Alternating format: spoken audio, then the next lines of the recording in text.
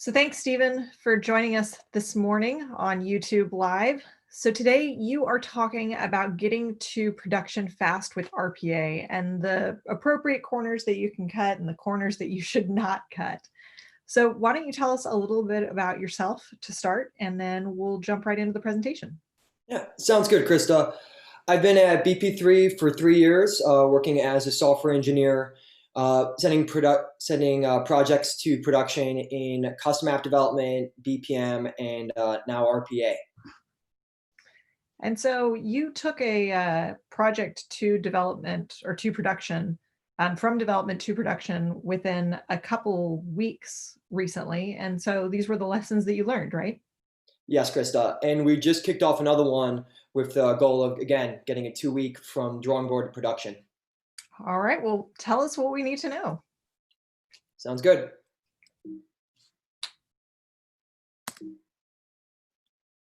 So how to get a bot to production time now. There's an old adage in software that you can have it fast, good, or cheap, pick two. If you scale your team, utilize the right people, the project might cost more, but the quality of work will be higher and the ramp up in development time faster. If you cut corners and features, you can get into production faster with a different solution, but a solution. What happens when you need fast, and fast becomes the leading motivator? What happens if it's an emergency? In the current climate, many of our companies are just trying to get solutions out the door because every day that passes is incredibly costly. This was the case for both of the bots that we just talked about. So what happens if you fall into the third category? How can you prioritize fast while controlling cost and quality as much as possible? Prioritizing fast is all about who you are working with. Start by building the right team for the job. It's about knowing what corners you can cut, what features must be in the first go live, and what can be set aside for follow-up releases or workarounds. Prioritizing fast means iterating heavily and shortening the feedback loop. Time now projects are going to resemble a drastic form of agile as opposed to a more traditional waterfall approach. Moving fast also requires solid engineering practices. With the high number of iterations, keeping technical debt to minimum and building it the right way the first time will allow the solution to better respond to changes and defects. Prioritizing fast is all about your team and building your team properly. Your team should consist of an executive to make decisions and provide cover. They don't need to be in all the meetings and do not need to be involved in development, but they need to be able to say yes and sign off on decisions and changes fast. Your Tiger team will also need subject matter experts. For RPA, they should be people who currently perform the tasks and people who are able to explain why things are done the way they are, because that will probably change. Your Tiger team will need a project manager to act as a traffic cop, keeping everything organized and providing updates and documentation to all interested parties. This will also reduce the workflow or the amount of work for the developers. And finally, your Tiger team will need senior developers who know the tools they are working with, the problem space, and who will be able to identify what can be cut and what can't from an engineering perspective. But beyond all of that, your team needs trust. Trust that everybody on the team knows what they are doing, and trust enough in each other to check egos at the door.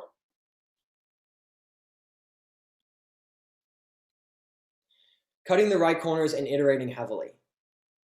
Projects that need to be launched now have plenty of opportunity for rough edges. There's a reason that this problem became a priority and cannot continue the way it was. An incomplete solution today, a more complete solution on Friday, and a complete solution in 2 weeks is better than just a complete solution in 2 weeks. With RPA, the more use cases it can handle now, the lighter the workload on the manual team, and the more time they will have to address the cases you haven't covered yet. For each step in the process, look at how much value it provides and how much time it will take to automate, and how much time is lost if it isn't automated.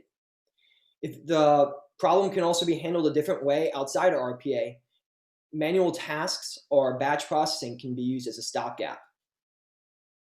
And continue to iterate heavily. Never stop developing and push code and completed chunks to users as soon as possible. For every bit that is completed, passing it up earlier gives the users greater ability to give feedback. Subject matter experts are already on the Tiger team, so utilize them to help. They can find defects and cases the developers missed and free up time for developers to work on what's next or solidify what they have already built. With RPA and attended RPA, identify the low risk errors and put in error handling until you can come back and lock it down later.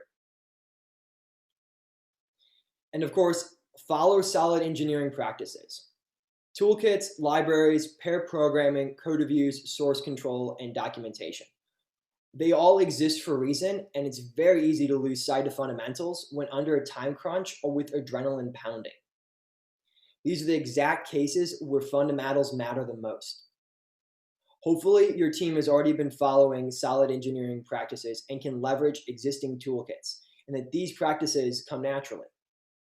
Either way, there will be bugs and defects logged by the testing team. It's a part of life. Software engineering practices mean developers can respond faster to the identified issues and provide stabler code. Extracting the code to toolkits during lulls will not only make the code easier to read and maintain, but it also sets up resources to enable the next project to move faster. Pair programming and code reviews help catch simple mistakes before they become large mistakes and validate logic during development. Source control will maintain a history of all the changes and guards against accidental loss of code. It also allows developers to work together in parallel work streams. Documentation means deployments between environments can go smoother and the bots won't fail to execute in production because of a missing dependency.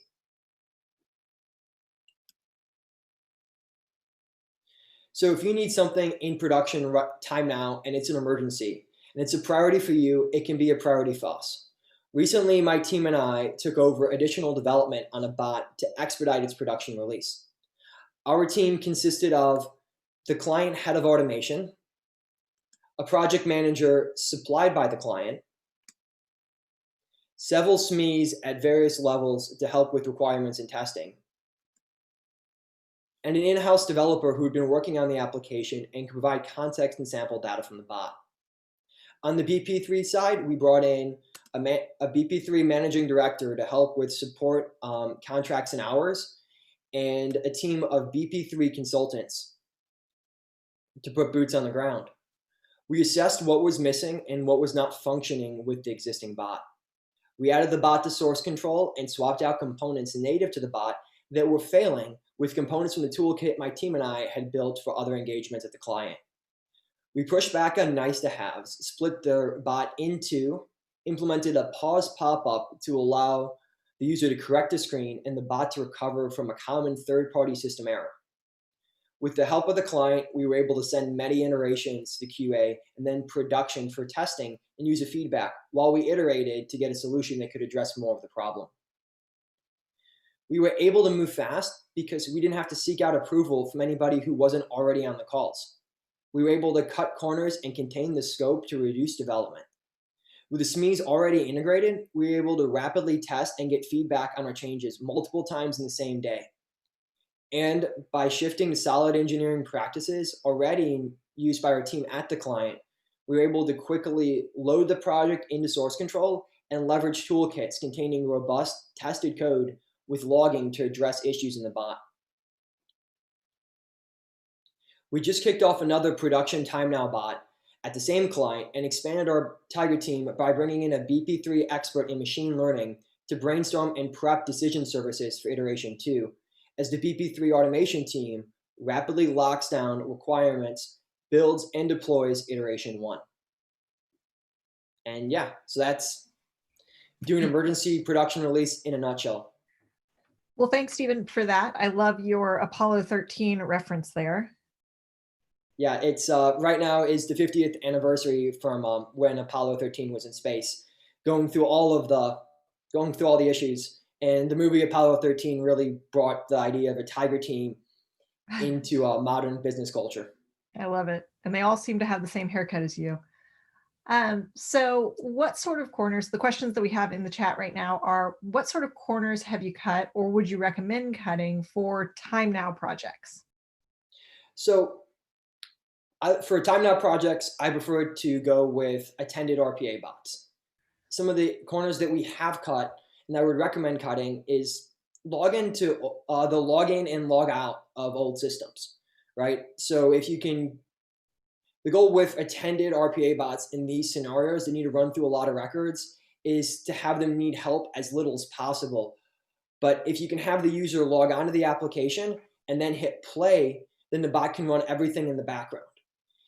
For some legacy applications, error handling is weird and hard to predict in different environments and completely different for different users. So log in, log out, and other actions that only happen once per cycle, as opposed to multiple times in every loop, were corners I'd like to cut or recommend cutting right off the bat.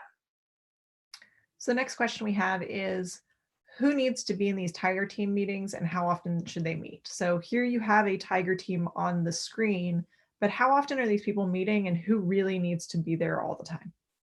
So ideally, the entire team, except for the executive, should be in every meeting, and the executive should be in as many as possible. With time now projects, there really isn't time to play telephone, and ideas can come from anywhere. Developers need to be able to talk directly with subject matter experts and vice versa. I've had requirements cut by subject matter experts mid-development because they changed the process leading up to the bot and allowed us to bypass some code that was already completed and tested but had a longer runtime. Now, that's not to say you can't have smaller offline meetings, and you should have smaller meetings with PMs and SMEs for testing and status reports. But in the multiple weekly reoccurring meetings, you should try and get the entire team there. And the last question that we have time for today is, why not use this approach for all projects? Yeah.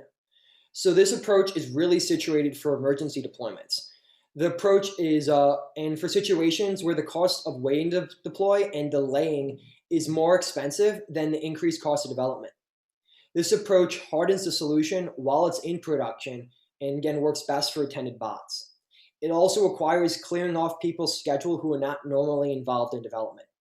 For non-emergency scenarios, we can move fast but require fewer resources and deliver a solution that handles more exception paths. Those solutions will tend to be more robust out of the gate, but depends on your timeline and how many resources you can allocate to this project. Well, thanks, Stephen, for talking us through this. So later this week, we're going to have Jay Rosenberg right here on Thursday at 10 a.m. Central Time, talking about how to make technology invisible to your users.